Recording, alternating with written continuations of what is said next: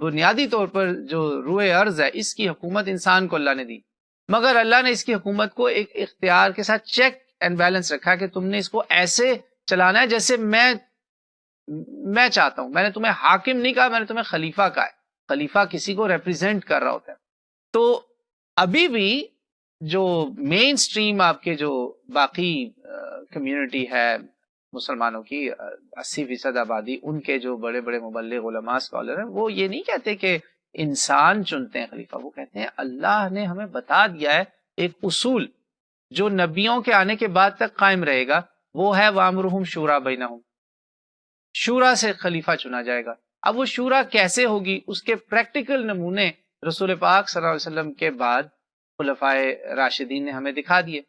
میں اگین اپنا آپ کو منہج بیان کر رہا ہوں کہ خلفائے راشدین ہمارے لیے ایک پریکٹیکل ایگزامپل ہیں. اس میں پتہ چل گیا کہ